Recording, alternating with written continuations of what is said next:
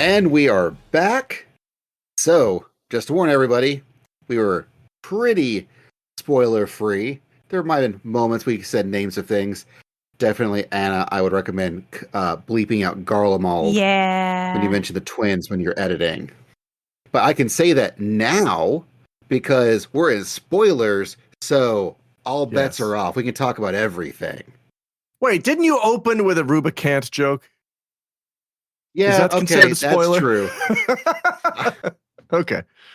It's one of those things where I guess. Yeah, it's not like. Yeah, I know what you mean. I would also like to thank FF14 for helping me once again with the proper pronunciation, because I think for about 30 years I was calling him Rubicant and not Rubicante, which makes sense because he is Picante. He is, isn't he? Yeah. Oh. Yeah, just so many things that I never knew I was pronouncing wrong until Final Fantasy XIV had somebody actually pronounce it for me. Yeah. Well, that's one of the things that made Aglaya and Euphrosyne so annoying is that none of those are voiced. Yeah. As far as cutscenes go, for the longest time I was calling it a Galaga. Okay, like the classic game. I mean, really, yeah. Okay. None of us called Hythlodaeus the right name before Endwalker. I did. Okay, well, good. I think I just got lucky on that. Because I know some people were saying Hythlodius, and I was like, I didn't even try. Yeah. I was like, it's our friend. One I did get wrong was Asphodelos. I was completely sure it was Asphodelos, which sounds like the onomatopoeia for tripping over an ottoman.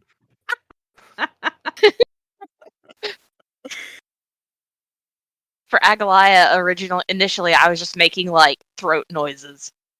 In your defense, you live with Barry, who says nothing correct. Barry, who? Oh gosh, what does he call Gridania? Oh no! Oh Lord, I don't even know. It's something really, really off. Gridania? No, you're still too close. You're still too close to what it actually is. Wait. Hang on. No. What is the name of the village of the Hidden Leaf called in Naruto? Oh shit. There's something that starts with a G in Naruto, and that's what he calls it. Wait, isn't there an enemy person that starts with a G? Yeah, I think with so. The jug. No, that's Gara. Or Gara. Oh. Yeah. Not Garo. No, it's something. It's something from Naruto. Man, you're talking to the wrong set of nerds this time. I know. It's something from Naruto. That was not my. At that time, that was during the Pirates versus Ninjas phase, and I was very much on the pirate side of things. I like how Yoshida. It didn't occur to Yoshi P that male characters would want to wear girl clothes and girl characters would want to wear boy clothes. And then when he figured it out, how he explained it was really touching. And I think at this point in the game, Oda Sensei could make a statement like that for how he has, in the past, characterized people. Does that make any sense? I will say they did make a lot more of the various other clothes that were previously gender locked are now not gender locked, which is nice. Although the Gaia outfit is still gender locked, so they still have work to do. But speaking of something that's just a whole lot, that steamed bun and eating animations during the main scenario quest. That was a flex I was not expecting, but I welcome. Yeah, that was incredible. I think I got to that late after you guys had all done it, and I heard everybody talking about, that steam bun animation. And so I kind of didn't know what to expect, and then I got to the steam bun animation. was that remarkable. Like, you guys were not overselling it at all. Like, why did they animate that so incredibly well? They didn't have to. There's no reason why they had to make it that, like, warm and tasty and bouncy looking, but they did. Like, heck, I even want to try one now. And I'm picky. And then I'm so positive that like the Julius eating animation is more or less taken from the pizza emote. Yeah. Eating animation. But even still, it looked really good. And I meant, man, you just need to keep doing this, folks. This is good stuff. This is good stuff. I always check when characters are eating in cutscenes. I'm always checking when they take a bite, did they actually remove a portion of the food item in question? And FF14 is pretty good about this. Yeah, I do that too. I do the same thing with commercials, though, which is probably not healthy. Like, this guy just bit into this Big Mac, but it doesn't look like he did? I don't know. But there's no place where it's been bitten into. Yeah, what gives? Can't believe this deceptive company. Oh. Like, all the characters are standing around, like doing that same sort of, like, general heaving that all the characters do, like, to denote that people are breathing and just, like, not standing completely still. And then you have, like, this beautiful animation of ripping open a steam bun. And yeah. They really flexed with their food this expansion. They did. Well, it's because everybody in Japan cares about food. It's true. Now, I was going to ask, do any of y'all, I know Basil doesn't, but do either of y'all watch cutscenes in English or Japanese? Just English. Okay, was Ulysses' voice actor different? Ooh, I didn't notice. He sounded completely different to me, and I had no one to ask, because Basil's like, I don't listen to it in English. I don't know. I think Look, I haven't heard him in about a year, I guess, right? Since I did, MSQ. So maybe I just forgot his voice. But yeah, it did seem different than what I remembered. Or maybe it's just because his character is different. He's a pal now. Yeah, that's what I thought. But he had such a unique accent to me that and then it was gone in this one. So I wasn't sure. He's not just wrought with grief anymore. True. He's moved on. Yeah. He's working on. True. And look, Anna, I'm sorry. When they changed voice actors from ARR to Heavensward, it really, really threw me. I know. And so the solution was, if it's going to throw me, I might as well just throw it all the way over to turn into the voices of Japanese. I went, okay, now I'm just watching anime. This is fine. Now, I prefer the English because there's our boy Koji Fox puts a lot of effort into, and the rest of the team puts a lot of effort into translating and localizing the text, and they do it so well. And to hear it acted so well in English, I think is just kind of adds to it for me. Yeah, and with me, like, I know, like, especially with the walking scene towards the end of Endwalker, like, the English, I would never have picked out who any of the voices were in Japanese. I could barely do it in English.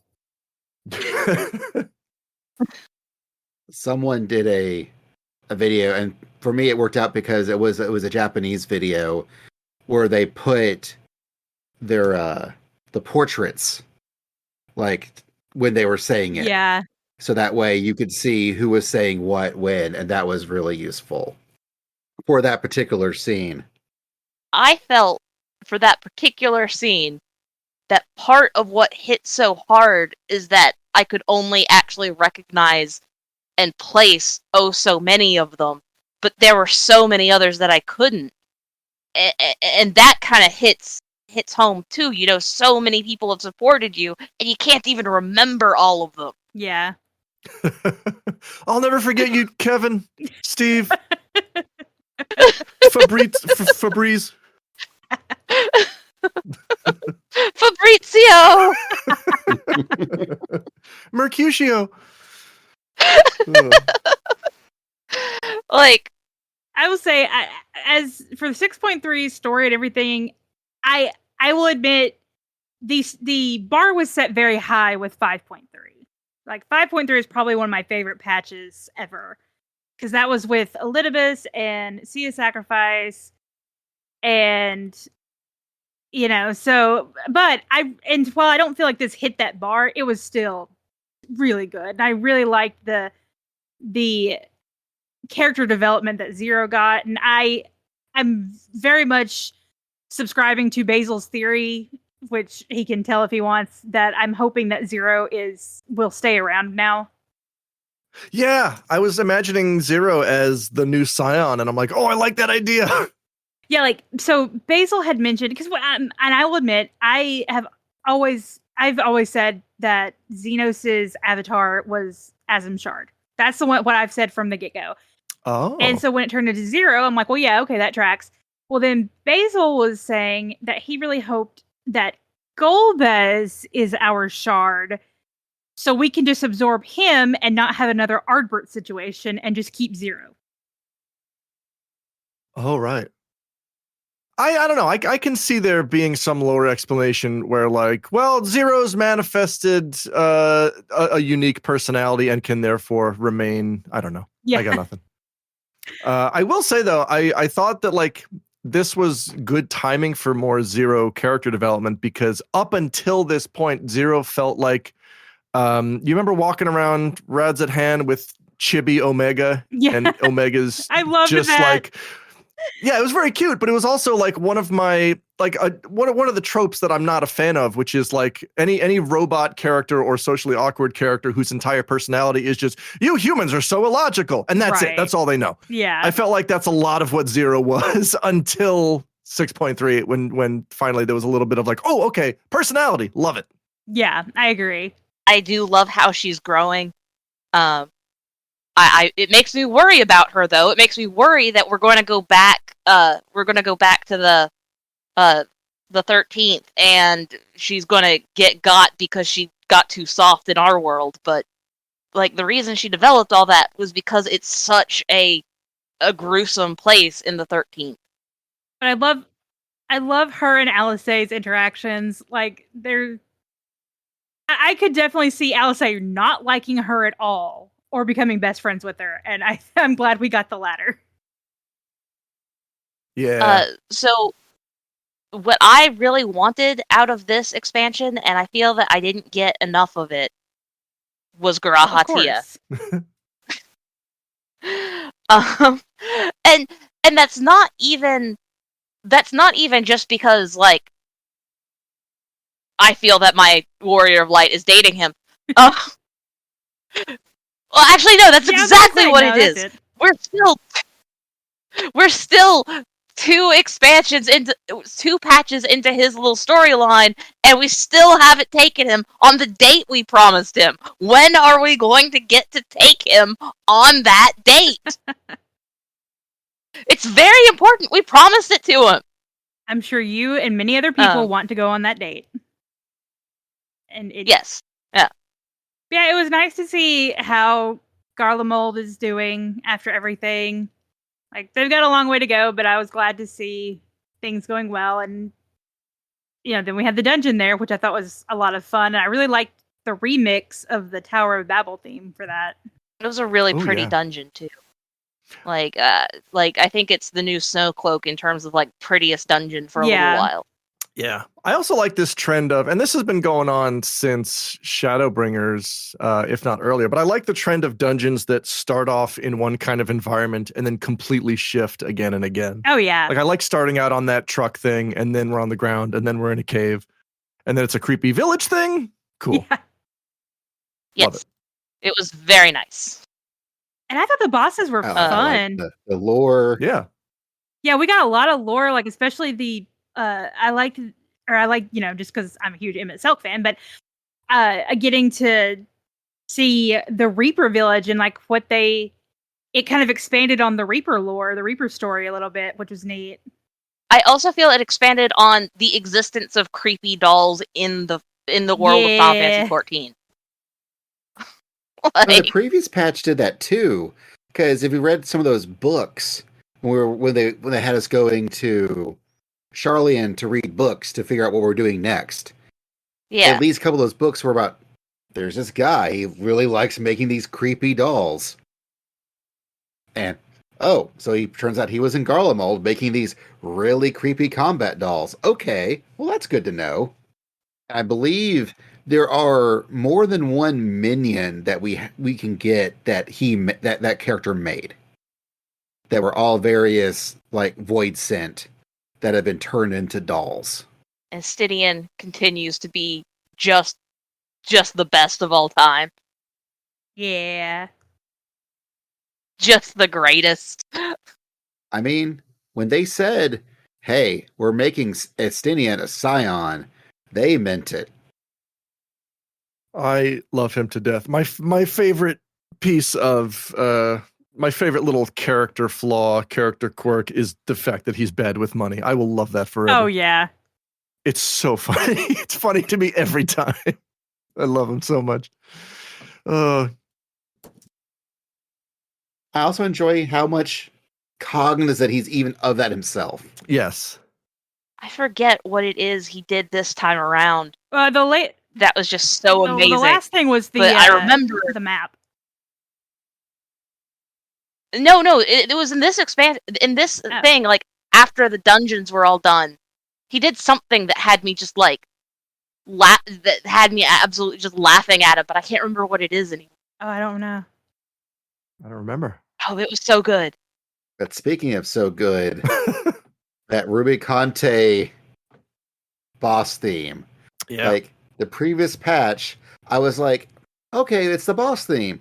Well, they did such a good job with the battle theme in 6.2. And it was just, they took like this, it felt like it was orchestrated, but the primals were playing there too. And it was just like this amazing remix of that theme. And then the boss theme, I'm like, okay, it's nice, it's orchestrated, but it's not nearly as cool as like the primal infused one we just got. And it feels like Soken's like, no, man, don't worry about it. We had to write lyrics. And I'm like, oh shit, you've took the boss theme and turned it into a Sephiroth theme. Thank you. I really appreciate this. Considering that Final Fantasy IV has been your longtime favorite, Basil, like, that must have been amazing. It was. Although, man, I've been playing Final Fantasy VI, the Pixar Master, on stream, and I'm once again, just like when I was growing up, I'm like, 4 was like my favorite growing up, but then 6 happened, and then 6 became my favorite, and I'm going through that exact progression all over again, where I played through 4 and I really enjoyed playing through 4, and now I'm playing through 6, and I'm like, 6 is just better. Yeah. 6 is just better. It's annoying how much more they upped their game on designing video games from 4 to 5 then to 6. That 6 they really learned all these lessons, and their dungeons are so interactive and interesting, and the graphics are all just even that much more on point. It's 6 is just ridiculous how good 6 it's 6 wild. is good. Yeah. It's one of the reasons I stuck with FF14, because I started playing seriously with Stormblood, and then after I finished all the main content, I was like, I guess it's a fine game. And the thing that kept me with the game long term was when they dropped the FF6 Omega Skate bosses. I'm like, I'm in for life. I'm good. Let's do this. This rules. I remember that, yeah. And I was really down for that. I really like the Doom. Keep wanting to call it Doom Train, now that they call it Phantom Train now. But I'm like, but they didn't give any love to 4, and I'm like, all right, never mind. You've done giving me all the love. Yeah. And I think Rubicon is also a pretty fun fight too. I haven't done the extreme because I'm a chicken, but Rubicon just the basic version of the fight, it's a really fun fight. He's so much fun. He's a lot more fun than Wind Lady. Yeah. Yeah. I haven't gotten into extreme yet. I've watched videos for it. I just haven't had time to get a party and go in there. But I enjoyed the normal version a lot.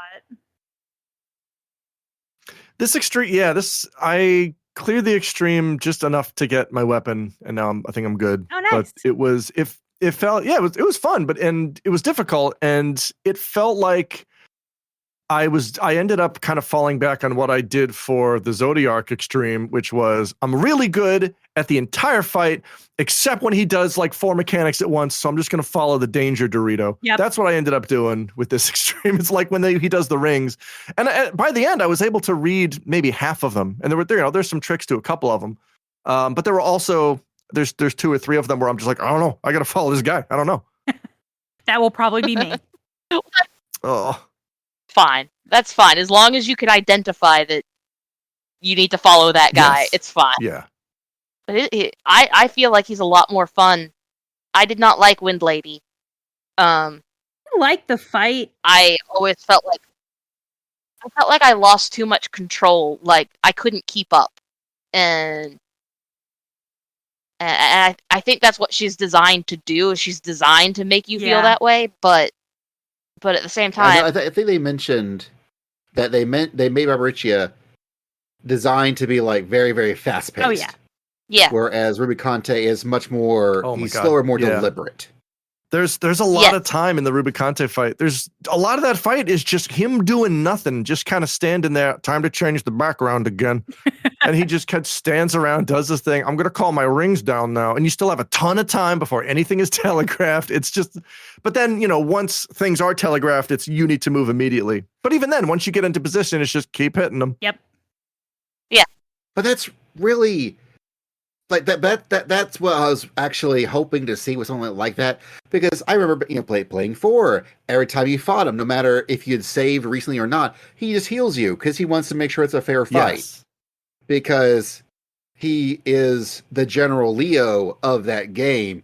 He has standards. He has morality to him. He wants to be the fair and proper fight. And so for him, like saying, "I'm going to do this stuff now. You better be watching." It feels much more like Susano. I would say another boss fight that reminds me of is Susano. Like he just wants to fight you to have fun. Like he wants. Yeah. That was fights you because he wants to win because he thinks he's fighting for the right cause. What I mean is, it is not a I'm just going to utterly destroy you. It's all right. We're going to do this, but I want it to be fair, and I want it to be a good fight. But I really want to see how Goldbluzz turns out to not be evil. I don't know. He's hanging out in Zodiac's crater, so yeah. I know. But it's Goldbluzz, so he will turn out to not be evil. That's why I agree with Basil. I think he's the Asm Shard. That's Goldbluzz's whole thing. Because I don't think Zero's Zeromas, I feel that's too on the nose. I think that I really do think it was a red herring. I think, hey, let's throw this in and have them go, oh God, look. the Leonardo DiCaprio meme, the second Istrola says 0, pointing at the screen. I still do wonder how much they're going to do the thing they've been doing is secretly pull from the after years, because for some reason they like doing that. Oh, and Zero turns out to be Rydia's daughter, but I'm not sure if that's going to pull through or not. I would love that for you. I don't know. That means I'll actually have to play through after years, and I don't know if I want to put myself through that. Just go watch Mr. Happy did that. He went through the pain. You can just go watch the videos on his channel. He suffered for everyone. I'm in the process of streaming right now on my Twitch channel the FF4 PSP collection, which includes Interlude and After Years, both of which I noped out of long ago, but now I have to. Nice. Because I'm streaming them. Now you got retro achievements. I got retro achievements, and I've always described them as it feels like somebody at Square Enix won an internal contest. Make your fan fiction an actual game. It feels like we've got these characters lying around. We have all these assets. Can you come up with a new story? Sure can, boss. Give me till 3 p.m. Not my favorites. Well, where Rubicante has you standing there, Sophia does not. Yeah. I have done the Unreals every week. This time, I skipped some of Sephiroth just because I could not stand Party Finder. But Sophia and Real, so I found a party that was like, looking to clear. And I was like, all right, you know what? We did this fight as an FC when it was on content. And I was like, the extreme. And I was like, all right, let's go see how much I remember. Because I had to teach that fight to everybody. And I tanked it. And so I went in there. And once the party had disbanded, I went, oh God, I remember this too well. I even felt confident enough. I went in and tanked it. And I feel confident with it when I tank it. I was having such a hard time in Party Finder. I told Basil, I said, I'm about to grab the FC and drag y'all through there because y'all are going to remember it better than all the other pug groups. But then I finally found a party you could tell when you find the extreme veterans because they knew where to stand for Quasar. Like, everybody else was dropping them in the middle of the arena and then running away. And then this one party, they stayed after the ads in the corner. And I was so happy. Was this also the same? Was this the same time that someone went, yeah, it's like the Barbie mechanics. Yes. There was one part. I think it was with the partners or something. And they said, yeah, it's the same as the Barbie mechanic. And I went, no, this was first. No, this was first. The moment where Anna wanted to kick the kids off the lawn. But no, I feel like this one, at least in the last 2 weeks, it has been not near as stressful as Sephiroth was. I think the only Unreal I've ever actually done was Ultima Weapon, and that was fine. Oh yeah, that one was so. I miss the easy clears for those weeks. Yeah. I did the Ultima Weapon just to get the partner in tea time. Yeah, Ubi was like, take me through Ultima Weapon. I went, you'll be fine. And I took you in, and you were better than everyone in there. And I was like, yep, see, we did this fight on content. You know it. Did that one on content. Speaking of Umi being happy, you got to at least see your boy for Mists of the Realm. I at least got in his Ghostbuster backpack. I was very distraught that I couldn't, I got super used to all through Shadowbringers being able to just I just want to see him. And just going and looking at wherever he was hanging out. On the map at that point in the storyline, usually in the chamber. But and then after Aglaya, yeah. No, after what's it called? Shadowbringers. Yeah, after Endwalker dropped, all the Scions were hanging out somewhere in the overworld, and you could go find them and talk to them. And I got real comfortable with that. So after Aglaya dropped, neither he or Krill were anywhere on the map. Yep. You couldn't find them and talk to them anymore. And it really upset me. Yep. You still can't. They're not here. Yeah, they're still not on the map, and I'm really saddened by that, but the story at the same and time, the raid, I love it. I really enjoy it. I know a lot of people say that they like Aglaya better than this one. I feel like I like them equally, actually. I like these fights a whole lot better. These fights are super fun. Yeah, I'm right there. I really, really enjoy this particular. I think I like the Aglaya a lot too. Don't get me wrong, but this one has been. I thought this was pretty peak, top tier, 24-person raid design. Yeah, it's pretty good. I love the fiddle. The music is amazing. The last fight has such Sailor Moon vibes. It makes me so happy. Starts with an Irish jig and then slowly evolves through each fight into a 90s anime theme. So good. I do agree the Helone fight and the Nymphina fight are very similar mechanic wise. But I don't care. I think it's fun. It's pretty. Are they similar? I felt like with the ice, like the side attacks and the. I mean, I will say, especially with Nofika and Halone and Minfina, you have the side attacks and then the in and out attacks. And I get that that's very similar, but yeah, I felt like the Minfilia, not Minfilia, I thought Sailor Moon's fight was Hatsune Miku a lot more. It was a lot more like the fight, like the first fight in the last tier of the 8-man raid. You know, with the thing that has the two heads that spin around, and you have to look at where both of them are pointed. Yeah.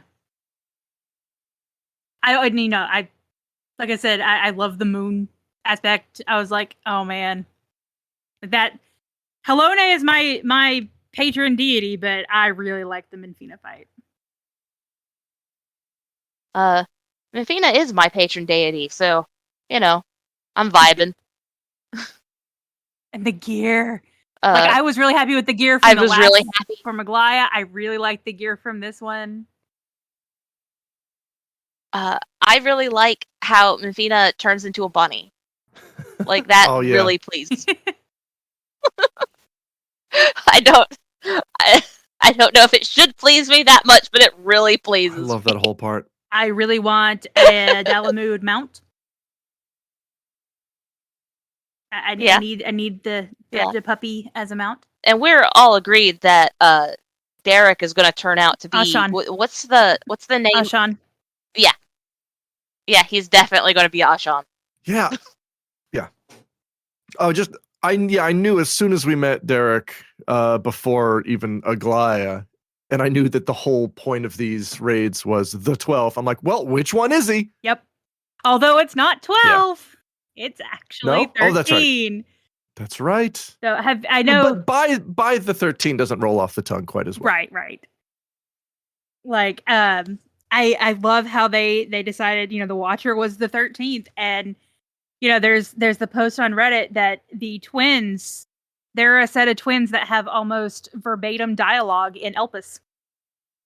So the 12, and so a lot of people have said, we said it before, and I agreed with it then, that the 12 are the followers of Vana that were sacrificed. Oh, okay. Yeah, I think the two theories I've seen is, one is that much like the Watcher is a creation of, but now it's Heidelin, where they took the memories of what she remembered of that person and sort of turned them into the Watcher, and this is your job, this is what you do. The 12, again, are also based off various ancients that she knew and knew well, and they were tasked with overseeing the world, which is why they don't really get involved, because the Asians are still technically a part of the world. So it's still the Denzians, the world's doing the stuff they're doing on the world, which is why they never really interfered. The other theory I've heard is that when between Zodiark being formed and Heidelin being formed, there was so much aether had been consumed and used. The energy forces that were left was Dynamis, and so the feelings of them as they're getting absorbed into Heidelin generated these Dynamis beings that are the 12. Oh, I like that. Which also explains why the Dynamis, it's Denmo's theory, actually. Okay. And that's the theory I remember we were talking about the other day. Because it explains why they've changed over the years by how people well, they're definitely Dynamis they're definitely Dynamis beings rather than Aether beings. Or at least being affected by Dynamis more than the average etheric being. Yeah, like I felt there was a lot of similarity between them and Mevion. Yeah. And so that can be part of why, like, the 12 have not caused the problem the same way that Primals cause a problem, is because they're working on Dynamis instead of Ether, and right. But I mean, the Watcher is clearly probably an etherical construct, But again, it's the problem with the primals is that the Asians taught people to create primals to want Aether. They could have created primals that did not want Aether because they did that. Yes. You remember that they're the ones that kickstarted the cool spaceship Ragnarok. As we were flying off to the other ends of the universe. Oh yeah, that became fuel. Yeah. Where they went, oh yeah, you can actually, because I think it was the Lolliprince were like, no, you can summon these things. They don't have to become horrible Aether sponges and this whole tempering thing. That was just Asians being jerks. You could just summon them this way, and everyone's like, oh, okay, let's do that. Yeah, that's much easier. That happening. I'm like, man, that's. I feel this is. I don't know if this is lazy writing or amazing writing, but I think I'm on board. Well, and also, Basil, I remember you also had another theory that the 12 are going to turn out to be more akin to Eggies.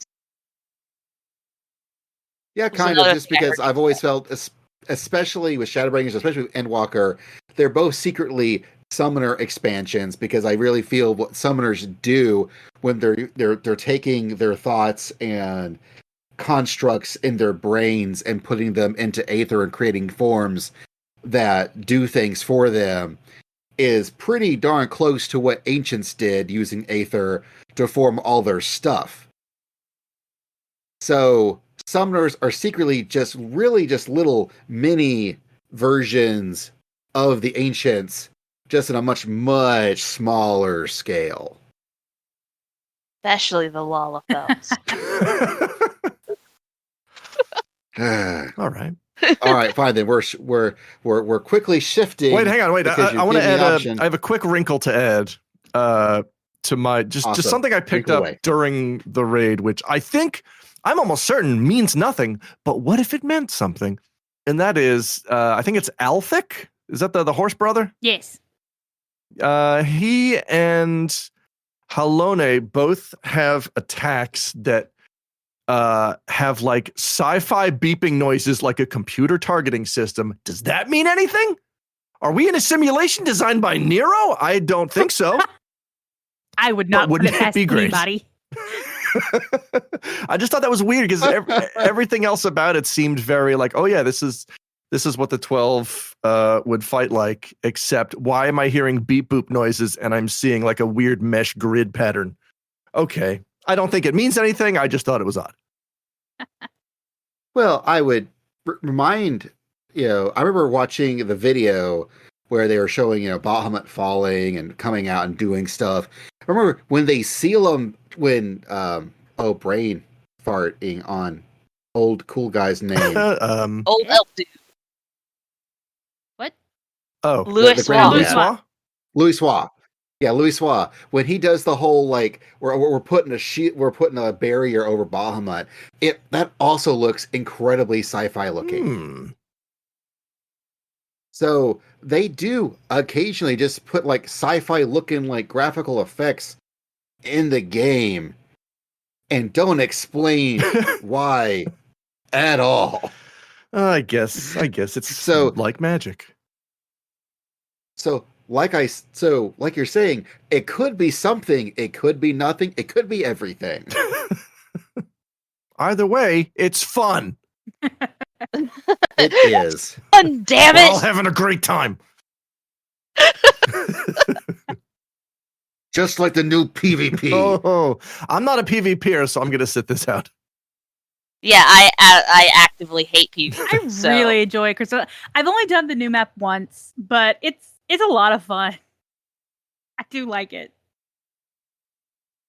And the rewards are great. I'm not the biggest PvP person, but I will say that the Endwalker's revision of PvP has been very good. I really enjoy how they figured out ways to really shrink down all the various jobs into their bare essences. And even though you have like 5 or 6 buttons, it still works. And I've even said before that I wouldn't mind some more PvE content that just happens to use the battle system they use in PvP. I think that could be potentially very cool as well. But yeah, I've done the Clockwork Castletown, which is the new Crystalline Conflict map, and I had no idea what I was doing. I didn't either, but it's been fun. I was watching Rook do it the other day, and because I hadn't seen a lot of the mechanics, and it's a lot of fun, and I really like Crystalline Conflict. Like I think I get less angry during it than I do with like Frontline, but there's such shorter matches. I don't feel like my blood pressure rising. As I listen onto them, I don't know if I agree, but you can get pretty angry at it both. But they're still fun. It's still good, and I will still do them just because I want the rewards out of them. I want my emotes and mount and outfits. And since I haven't leveled everything to 90, what I usually do is once a day I'll do the frontline roulette just to get a free half a level for whatever class I'm leveling. And usually that sprinkled with a light dusting of Crystalline Conflict will get me there by the time the next, patch rolls around. And I don't have a good segue for this, but the new treasure maps are fun. Oh my gosh, they are so much boyfriends. fun. I need them. Like, there's 2 mounts now with maps, and I still just want my boyfriends. Where's the new mount? Like, is it actually in the dungeon, or is it the same thing as before, where you have to save up feathers? I know the red Ixion, you have to have 3 of an item. Mm-hmm. The pinky, I'm not sure yet. I'm not sure. I'd have to go look at like Mioni's video or something. But I know the Ixion, you have to have 3 of something.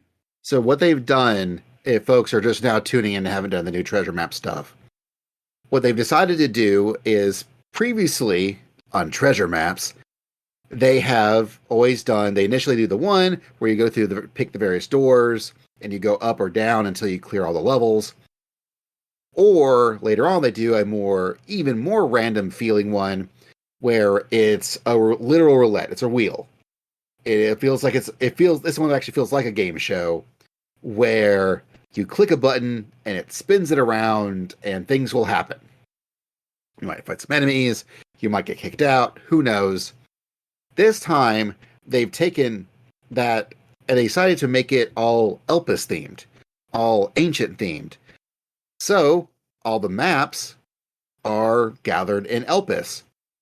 All the maps that come from it, which are the Ophiotaro skin treasure maps, which lead to the shifting potential Gymnasian Aganon, again, are all in Elpis. It's all Elpis, all the way down. And it's fun. I really like the fights in them. They're interesting. They actually have like mechanics where you actually have to do stuff and actually fight things I've only actually seen in like other like 8-man raids and things, but are now in like this treasure map fight, and that's weird. Do they actually have mechanics? Yeah, they kind of do. Oh, I need to thank our healers. Like, I know the one that really caught me off guard was when one had the Garuda fight from the Eden raids. Whoa! Where they'll send off the little talons, then the talons turn to AoEs. I saw that and got I got flashbacks. Yeah, that's a mechanic I don't think I've seen outside that fight. Yeah, wow. I haven't either, and I was like, oh, that's just here. Oh, okay. I know how to not get hit by that. Cool, and then I get hit by that, but we won't talk about that part. Yeah. And it's been a lot of fun. There's some good fights, and they still figure out ways to make you fight Mandragoras in order, but that's okay because you get good treasure from that. Sick treasure. Yeah. Okay. I have a couple of maps. I think I got 2 of them so far. I'm also sitting on a couple of Kumbira skins for our next map night. I would like to participate if I can wake up in time. That'd be great. Right. Oh, the funds. I thought it was a really nice lore touch how none of the Cumberskin maps were in Elpis. Yeah. Like, just none of them. They don't come from Elpis. They don't send you to Elpis. For the purposes of maps, it's like Elpis doesn't exist. Now we get a map where it's only all Elpis all the time. I feel it's very nice. I like that. Yeah. It's a nice little lore beat. So the people who want to run around can go run around, and the people who want to just stay still and just hit a button can just stay still and hit a button, because let's be honest, we're all inside boys. That's why we're playing Final Fantasy 14. I love staying still. Yes. Check this out. I'm doing it right now. Oh, you're such a black mage. Oh, you're so good at it too. Wow. And then Island Sanctuary got 2 new levels and more rewards. Yay! And more animals. Yay. Yay. So, when Island Sanctuary first came out, I was super into Island Sanctuary. This time around, I haven't been as into it, mostly because I've been playing Final Fantasy Farming. Harvestella? Oh, right. Yeah, Harvestella. And it's really good. It's really, really good. I'm getting my fix on farming in Final Fantasy. And I kind of thought that the Island Sanctuaries would be basically the Final Fantasy team, like, prepping to make Harvestella, and it's not. It's completely different, but it's still so good, and so I'm getting my farming and Final Fantasy fix already somewhere else, and that's made me forgetful about getting my Final Fantasy farming fix in an MMO context.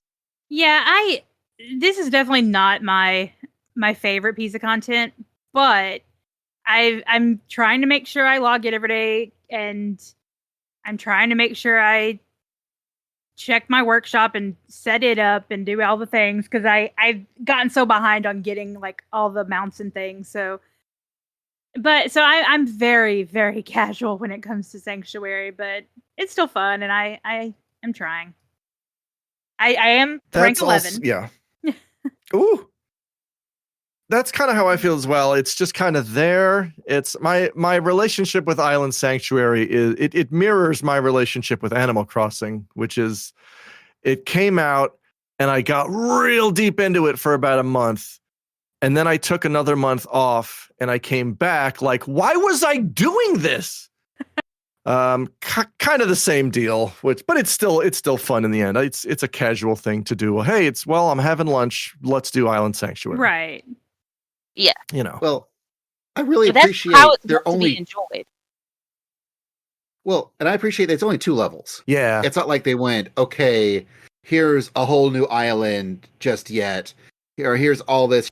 Here's just a light dusting, a soupçon of extra content here. In fact, I bought all the rewards that you could buy, because I had so many Crowries, like just already from just messing with it. I'll go in every few days and check on it just to, go pick up my workshop Crowries, go get the materials. I will say I really, really like, especially if you entrust your farm and your animals to the bots, I can now just click a button and gather all of it. I don't have to right click every line and be like, yes, please resume. Yes, please give it to me. Yes, please resume. Yes, I want to do this, clearly. Now I just hit a button, they're like, we did it. I should probably do that. I should have that automated by my little mammoth dudes, but my brain finds it difficult because for the longest time, calories were such a commodity that now that I have a bunch of them, I'm like, I'm not spending these. I'll do it myself. Yeah, I took them off. I took my mammoths off my animals because you don't get the experience. So I took them off for right now, and I might go back up later, but once I get everything I want, I'll probably let it lapse until the next stuff comes out. I legit was going to take them off, and I was like, oh, that means I have to reset everything all over again. Do I care that much. No, I don't care that much. No, you're staying automated. But my level of laziness to Island Sanctuary is pretty great, where I know there's theoretically like a board that tells you like the highs and lows and the wants and the markets and blah blah blah blah blah. Sure, you've got it. That's great. But I've already figured out, with the items I have on hand, I can make these 3 set schedules and make those items, and they don't like overlap each other, so I don't get that negative. And I can just set that every week and not really care, and I'll just get whatever crowries come my way. And so, literally, I just go up, talk to the other 3 or 4 people, get my items, get my crowries, and I move on. And anything that gets in the way of that, gets in the way of that, so I don't want to deal with it. Speaking of getting in the way, I'm going to try one. Speaking of getting in the way, we didn't get in the way of Taru's grand endeavor. How'd I do? Perfect. Absolutely perfect. Yes! Excellent. Awesome. We helped her. I loved this portion of the quest. Me too. I loved it so much. I love the 4 lords, and it was so fun. Oh my God. Yeah. Was it the Suzaku as the chicken? Yes. Holy shit. Oh, I loved it so much. Yeah. Just the greatest. It was so good. I love it. Now, I had one disappointment about this, and that is for folks who've played FF11, Tenzen figured heavily into the Chains of Promethea storyline in FF11. And the character of Tenzen, I believe, is supposed to be the same, as the Tenzen who's talked about here, right down to the armor set. The guy who was impersonating Tenzen was wearing the Tenzen armor set from FF11. And I played Samurai in FF11 as well. And for years, I coveted this armor set. It was never made available. There was official, Samurai armor that looked similar to it, but it was a different color or a different style. And I think eventually I modded my game so I could walk around in the Tenzen armor, but nobody else could see it. So what's the point? And this quest comes up, and I notice the Tenzen armor set, and I start freaking out. I'm like, that's got to be the prize. I took the quest. It said, you get a mystery thing. I'm like, that's got to be it. And we're doing this quest, and we're talking to this guy, and he comes from a line of seamsters. And at the end of the quest, I noticed he's not wearing the armor. And he's like, hey, you know what? I'll repay you. Thanks for helping me out. I come from a long line of seamsters. We're good at making outfits. I'm like, here it comes. He's giving me the armor. And it's completely different. Yeah, you're not the first 11 veteran that I've heard be very sad about this. As someone who's not played 11, I think the outfit is really cool. But I completely understand what you're thinking. Yes. Yeah. Here's the thing. I was pleasantly surprised with what the reward was, and it's now my primary glam, is how much I like it. Like, it's still really good. But expectations. Yeah. Yeah. This is an armor set I have been wanting for 18 years. No. It's been a while. Yeah. Someday. But yeah, I love, I like the cool tattoo looking thing you get with the top. I really wish, I don't know, I feel like there could be more, it would be cool to open that sort of thing up to, part of your permanent character design if you want to give yourself an arm tattoo. That's neither here nor there. I just think it looks cool. Oh, yeah. Yeah, I wish tattoos were more of a permanent thing. It's funny, for people that use the forbidden tools, one of my static members, she takes commissions and she will draw and design tattoo specific glamour-ish items that can be put on characters, and I've seen some amazing things she's done. So I know there are people out there that have quite some elaborate tattoos on their characters. Ooh. I was just going to say, I remember when doing the quest line, like, now we got to take, other forms so we can infiltrate the city. I went, oh, shoot. Did they actually make, like, bespoke models for the 4 lords? And then they transition, like, no, okay. They didn't, but this is better. Yeah, I was happy with what happened. It was great. I very much enjoyed Tadaru's like various journeys, and we get to go hang out with all the folks we've seen in like previous expansions and see what they're up to. And it's been just a really cute way of like reconnecting with all the parts of the game that, you know, totally existed before, and lives our Warrior of Lights have impacted, and just seeing where they are in life has just been really, really nice. So I know that Anna want to talk about some of the things that's upcoming in the 6.3 series, because we're apparently about to take it to the top. The Omega project that actually will begin day after tomorrow. The new Ultimate. Yeah, it'll already been happening by the time this episode releases. Yeah, here's gonna be the thing. When this episode comes out, will it have been cleared? Probably. We going to be as wrong for this episode as we were for our predictions in the event episode, where we made our predictions and like every single one of them was wrong. Yeah. Okay. I'm sorry we forgot that they had already had the bunny helmets. Also, that the mochi pounding would just be a reference and not a fate that you got to do. Yeah. And that you always get a Kabuto. We don't get Kabutos anymore. Yeah, because they've all been given out. I was very disappointed. I didn't realize it had already been. Yeah. But yeah, so I'm glad we just got a cool armor set. yeah. Yeah, the armor set's cool. Yeah, so Omega Ultimate starts on the 24th. So that will be fun. I'm very much looking forward to watching Frosty on Mug Talk. They will be streaming the World Race and shoutcasting, and that's going to be a lot of fun to watch. I've always enjoyed watching the Ultimate World Race, and yeah, I've done very minimal Ultimate ratings, so it's always fun to watch people's reactions to see what crazy shit the devs have come up with. I have never done an Ultimate. I would like to do the Epic of Alexander, because I would like a sword made of clocks, but I don't know that I have the patience. I got so close to beating Uwu, and I really want to go back and finish it. But yeah, so that's...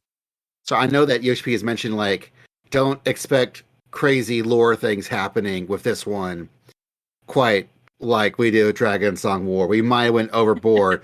Don't think that's Ultimates from here on out, y'all. Don't. Oh yeah. Let's couch these expectations right now. Right now. Let's not. Yep. But yeah, so we've got that, and then we'll have the new Deep Dungeon coming, which is the OG Eureka. Yes.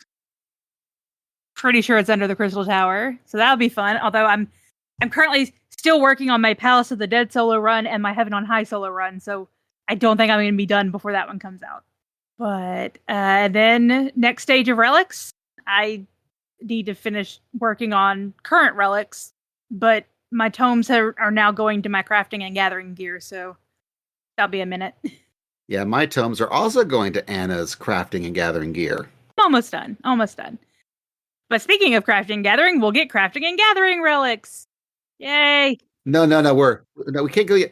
New Hildebrand. Oh yeah. We're getting new Hildebrand. New Hildebrand. That is always a good time. I'm very excited. I love that Hildebrand is part of the Relic quest line. Yeah. It's fun. There's nothing wrong with it. If you're angry that quests are fun, stuff yourself in a locker, we're going to be over here having fun. Oh, yeah. Like, I absolutely love watching Geralt just get his mind blown by all of God. Yes. It's so good. Yes. Oh, I love it when worlds collide like that. Yes. I feel like this is where the Hildebrand was always destined for being the relic weapon. Yeah. Like, always. Like, I know it wasn't, and that this idea must have come later, but it fits so perfectly. It fits so perfectly, and I love it so much. Especially after how serious Boja was and the whole Queen's Weapons and Resistance thing. Oh, Just very, very dramatic. And fun. It was fine in its own right, but I also like it when things are goofy. God, I still need my last field note in that. Well, the first Relic quest had its moments of absolute goofiness to it. Like, the whole thing was to make tea kettles. Yeah. That's the only reason I did the ARR relic so- was for the tea kettle. Yep. Best monk weapon in the game. It is. It is still my glamour to this day. How unreasonable would it be to? I mean, I would love for them to go back and add relics for jobs that were added after. Like, I'd love to get a samurai katana from the A Relic Reborn quest line that looks, the same kind of glow as those. There's really no reason for them to do that, but I just think it would be cool. Yeah, I can see that. I will say I wouldn't 'Cause, mind the anima weapons. I wouldn't mind seeing what they would do with those, because those were probably some of my favorite glowy weapons in the game. Oh yeah, yeah. That's a Relic Reborn, right? I think no, those were the Zeta. Anima was that's Heaven's Ward. Heaven's Ward. Mhm. Right. Okay. Yes, I have one of those. I have the machinist one. Yeah, those are really cool. Like that's Yeah. probably been my favorite bard relic. Ooh. I don't think it's that unreasonable a request, but I think it's a request they're not going to get around to anytime soon. They've got so many other things on their plate. Yeah, it's kind of like, who cares?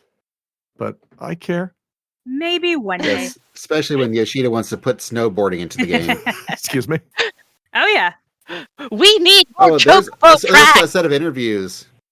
There was a set of interviews where Yoshida mentioned, like, I'm really into snowboarding, and I kind of want to put snowboarding into the game, but he was also like, he wants to like make sure that like crafters and gatherers will get involved so they can make custom snowboards, and it was going to be like a whole thing. And he also wanted to make sure that it was good. And I'm like, I am on board for all of this. The best mini game I enjoyed in 7 was the snowboarding. I want my SSX Eorzea Tricky. Like, let's go. Let's carve them Ishgardian slopes. Like, let's do this. But they wouldn't call them snowboards. They'd call them like ether gliders or something. But yeah, I'd do it. I'll snowboard. Because I ain't gonna snowboard in real life. I know. I still want more chocobo racetracks. Like, we still just have the 3 that we had. I've never done that. Is that fun? Yes. Okay. Yes, it's fun. It's not like lose yourself in it forever fun, but it's a fun little diversion. Okay. Every now and then. Well, maybe I'll take a little beak face out and give him some exercise.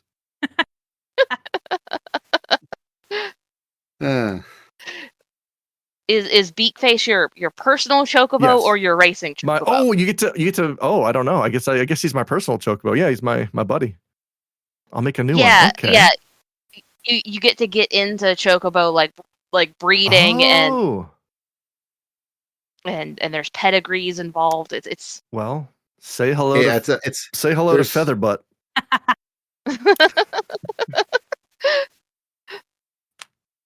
There's a lot of names you can pick from, like, because they give you like different categories of names you have to pick too. Oh, it's like it's FF11 style. That's how they did it in 11. I thought it was like your companion where you can just type it in. No. Oh. No. You can only have a racing valid name. Okay. That's how you compose a racing valid name. Okay. Now, you can still get some pretty good racing valid names. What about Fast Jeff? Possibly. That seems likely. Ooh. All right, I'm in. That seems likely. Cool. All right, so I think we've hit the list. Or is there any other things that we have not touched on that we'd like to touch on now? I still need to take Garahatia on a date. And I will say, just so I don't think Alex realizes, Umi's been on this since like 2.0, like Crystal Tower series. Oh wow. This is not news. Like Umi, like, decided Gratia was their boyfriend, like, from day one, yeah. The jump. Okay. Does he know this? Probably. Well, I assume he knows this at this point. Like the way they've been writing Garahatia, it just feels like they're very aware that a huge chunk of the population has decided that they're dating one of the scions, and it's just a question of which scion.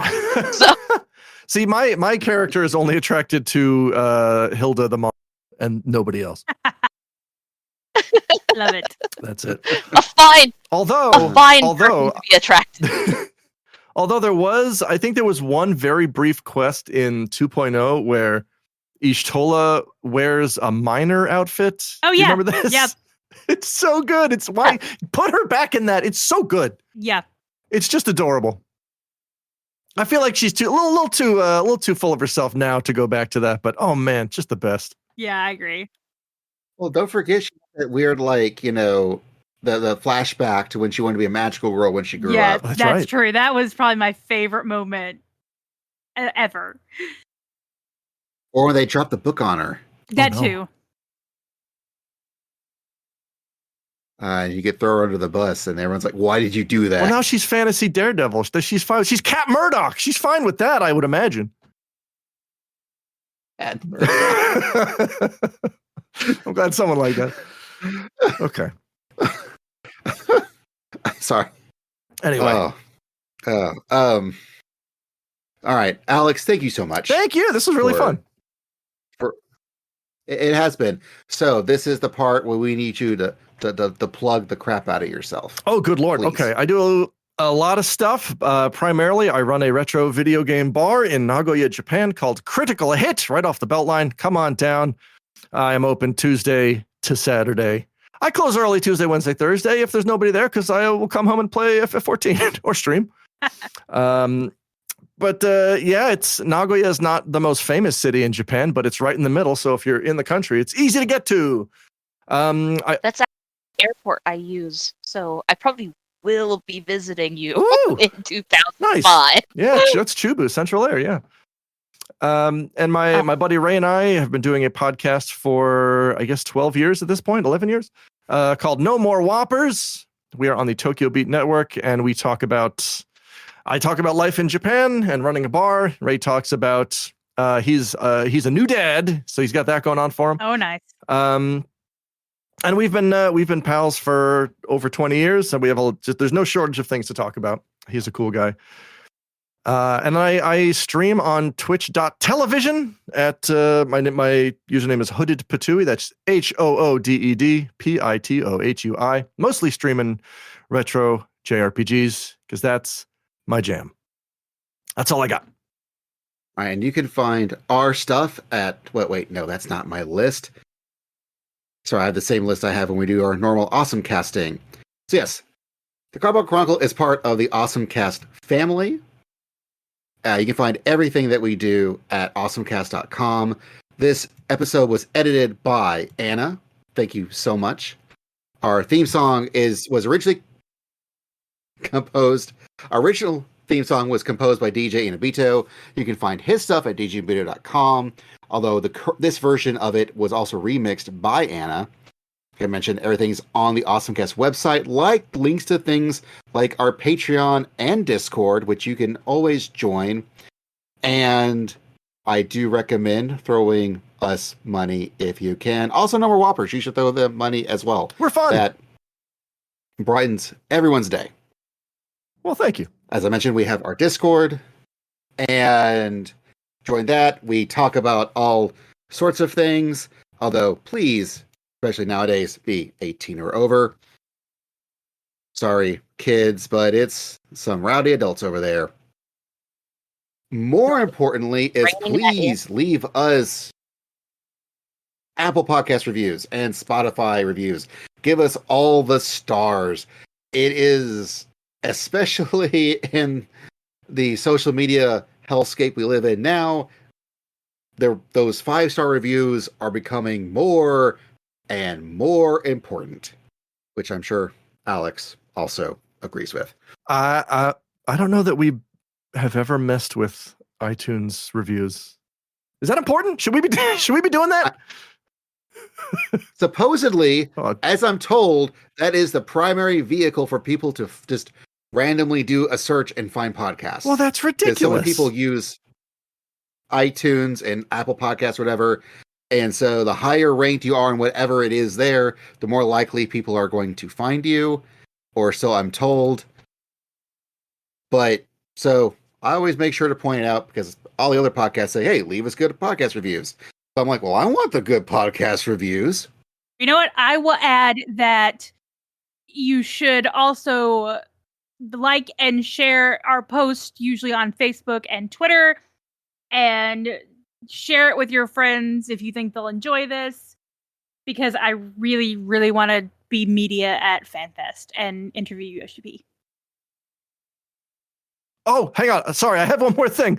There was a FanFest scheduled for here, Nagoya, Japan. And then the pandemic happened. No. And now there are no... And now the next FanFest is for not here. So we had it, and then we lost it seemingly forever. No. I was ready to go. Oh. Yeah, I was going to cosplay something. Well, the Basil and I are... Now you got to go to the Tokyo Dome. Yeah. I know Basil and I are planning to go to the Vegas one. Right now, Umi was planning to go to the European one. Ooh, cool. Yep. So, yeah. Yep. That's the one I'm planning to go to. Nice. Well, let me know how it is. Wait, where was the European one again? It was in England, right? London. Yeah. Yeah, easy. Sure. Let's say that. Easy to get to London. I also missed out. I mean, sorry. Sure, just What's up? I don't know. right. And we said London. It's easy to get There. to, and I'm like, okay, It is. If you're there. I also It's super easy to get to London. I also missed out on the Eorzea Cafe. They opened a pop-up cafe here in Nagoya as well. And I missed out on They that because, did? like, my wife and I made reservations. I asked her, "Will you come to the Eorzea Cafe with me?" She said, "Yes, it will be fun. You can. I'll have tea, and you can eat Sephiroth pancakes or whatever." Oh. And then instead of doing that, what we decided to do instead was get COVID. Oh, no. Oh, that's much Yeah, worse. So It's much worse. Yeah. Oh, have you been to the one in Tokyo? no. Oh, it's Like, so that is good. Oh, But the the three things that I have to do when we do plan to finally go to Japan is come to your bar, Yeah. go to the Eorzea Cafe, and I want to go to the Sailor Moon store. Those are the three things I nice. want to do. don't want.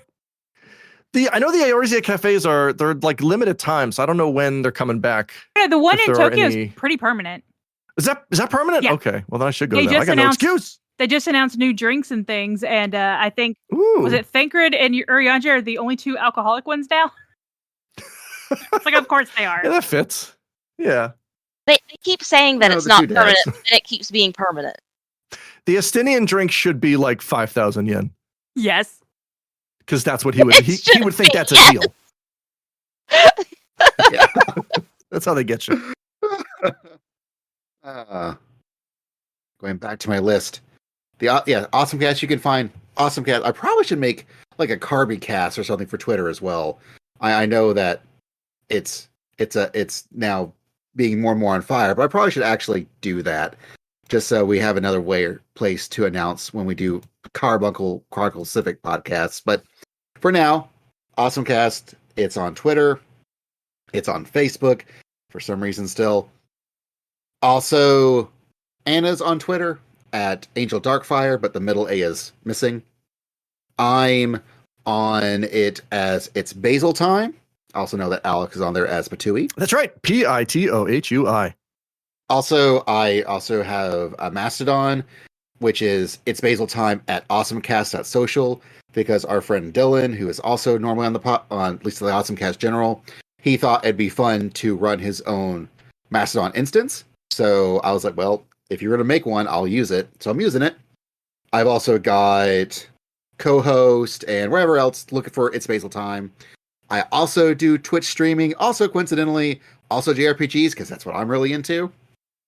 I've been playing through all the Pixel remasters, and then I think I'm going to continue on after that playing One Piece Odyssey, because that's a modern day JRPG, like turn-based JRPG, but with One Piece characters, which has been better than I expected for it being a licensed One Piece game. It also, when you finish battles, it feels like it's a Tales game because they start talking to each other like they do when you finish Tales of game fight, but it's the One Piece crew. So, but it's Bandai Namco, so it makes sense why it would be that way. Anyways, that's something else completely different. You can find it there. Once again, thank you, Alex. Thank you, Anna. Thank you, Umi. Thank you, everyone, for listening. And never forget, never, ever forget, you tank the Bow Dragon up north.